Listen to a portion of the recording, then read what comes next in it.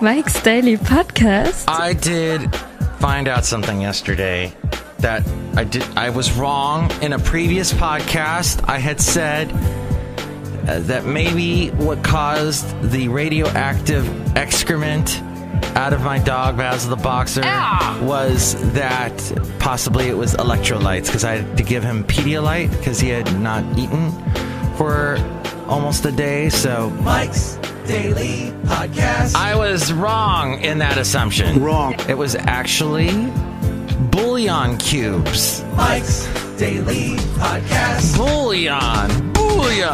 Actually, bouillon cubes, because my lovely lady friend, she wanted my dog Basil the Boxer's pain for not eating and hunger to end. And so what she did was she gave him some rice cooked with chicken broth. And that is how the bouillon cube got used. Mike's Daily Podcast. Poff. That's about what I wanted to tell you about, because what happened Mike's was the bouillon cube Daily caused the poop Podcast to glow. Yeah! I'm not kidding you. This is the strangest thing I've ever seen. So I didn't know that's what bouillon cubes can do to you. And why nobody uses bouillon cubes anymore. They all use chicken broth that you can get at the store that's like the real thing. Who knows what the hell is in that stuff? Bouillon cubes. So I cut down branches off of a tree yesterday. This tree has been growing next to my house, and the branches were starting to touch my house. And when it was windy earlier this week, they were scraping the side of the house, and I was like, that's not a good thing. So I chopped them down yesterday with my Paul Bunyan arms, and it was great because my dog was watching me, Basil the Boxer. Like, what is going on? What's this? Very demanding. He was asking me questions. What's the meaning? And then I was done. It was really quick. It was nothing like what I had to go through last October cleaning up the house, the front yard, because somebody ratted me out. They walked past the house and went, "Oh, I don't like the way that looks. I'm going to call up the planning, some organization I didn't even know existed that falls under the Alameda County." There are so many things that fall under Alameda. And here's today's podcast picture. Alameda County. These organizations that I'm like, what? And my property tax that goes up every year, even though it's not supposed to, because wasn't there something called frickin' Prop 30 for 13? Is that it? Yeah. Well, no, they get to add all these little extra fees on top of it. The taxes stay the same, but the rest of the crap. Oh, I know I'm curmudgeon-y and whining and laughing and crying and life. How about this cute picture with Basil the Boxer and I? All right, that'll work. This was taken earlier this week. He's crossing his legs. So, yeah, because when he sits, he actually has to sit like a human, because he can't do he can't bend the knees quite like he used to. So, you can see that picture at mikesdailypodcast.com. It's cute. But he had a fun time yesterday. We were walking along, saw some old dogs that he used to know we haven't seen in a while. And this one. That will be the picture. Yay. Well, I'm just overtook by this picture. In this picture, there is a fan, an old fan that my ex-wife's uncle, kind of, well, it's an aunt of hers that got remarried. So whatever you call an uncle, that's not like the uncle that I guess he's still an uncle, second time uncle, not a step uncle, maybe a carbuncle. This aunt is basically a hoarder, but not quite, because she's able to sell a lot of stuff on eBay, But there is a room in their very big house that they live near Sacramento where you can have big houses still, and, you know, you can live pretty well despite having a big house and living in California. It's a little bit cheaper over there. And so they got this whole room that's completely... Oh, Greta Bronner colored her hair.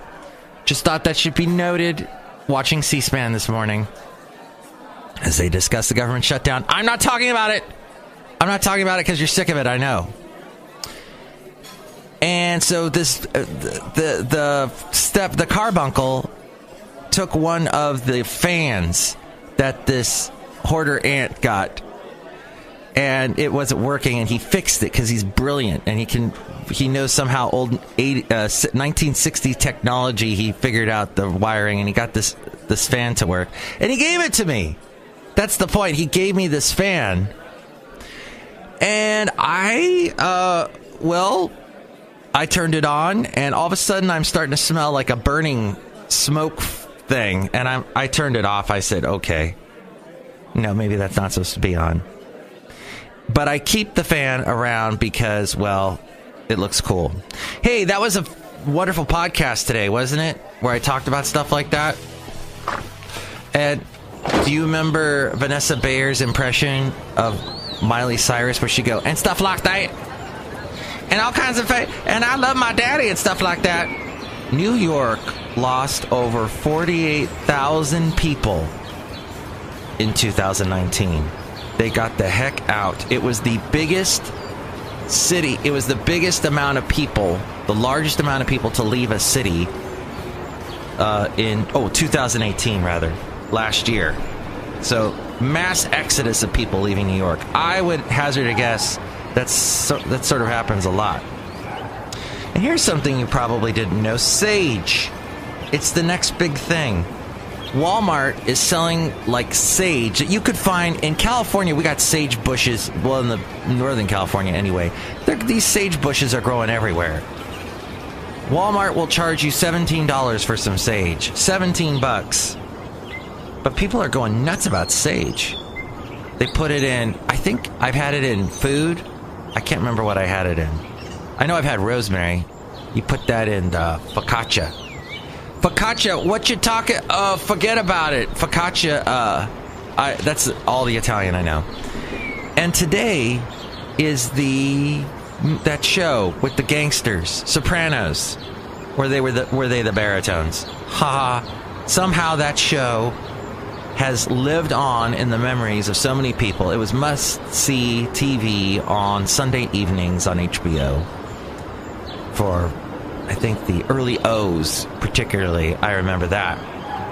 And people are remembering it today because today is the 20-year anniversary, and they probably come out with some stupid box set or made whatever they do nowadays, major download, something. But that show, I watched a couple episodes. You might have loved it. You might have embraced it.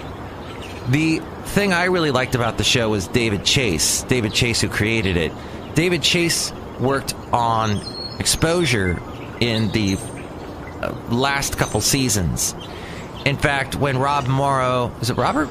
It's Rob Morrow, isn't it? He was the one who played Dr. Fleischman on the show. When he went back to New York and left the show, because Rob was like, I'm done. I'm not doing this anymore.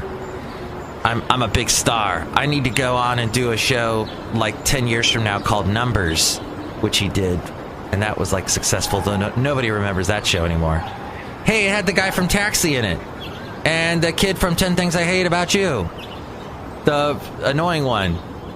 Numbers. Oh, hey, and we'll make the E into a 3. Woo! Must-see TV. No, it wasn't. But Northern Exposure was. And, oh yeah, both Northern Exposure and Numbers were on CBS. So that guy, that actor, Rob Morrow... I know I'm saying that name wrong.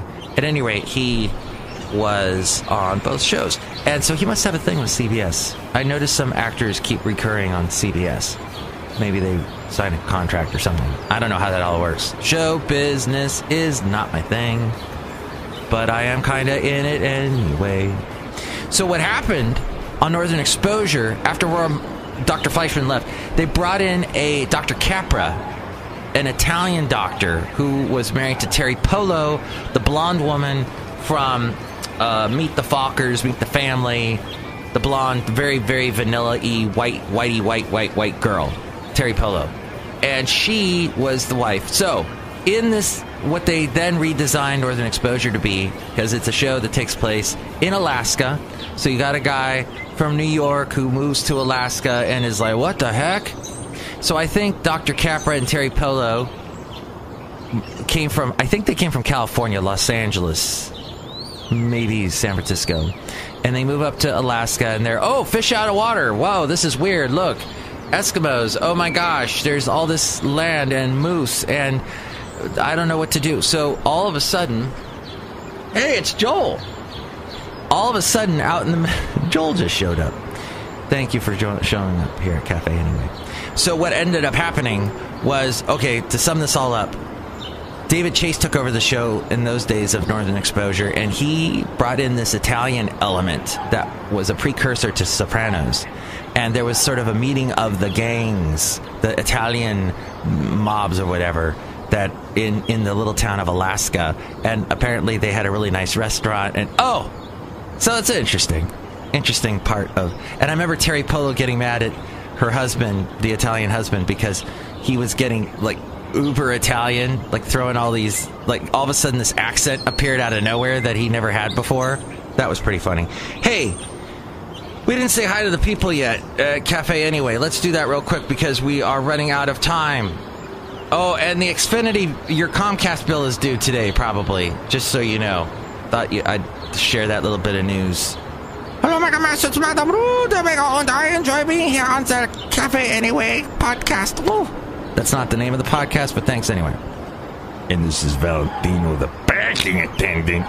I like The Sopranos Day. Well, look who just drove up. And it's Bison Bentley. Do you know that? Great show. Okay. Wow. Thank you. Let's wrap up the show. Episode 1782, 1782. Next show, it'll be the wonderful Chely Shoehart, Floyd the Floorman, and John Deere, the engineer. Mike's Daily Podcast is written and produced and performed by Mike Matthews. His podcast is super easy to find. Download or listen to his show and read his blog at mikesdailypodcast.com. Email Mike now at mikesdailypodcast@gmail.com. See you tomorrow. Bye!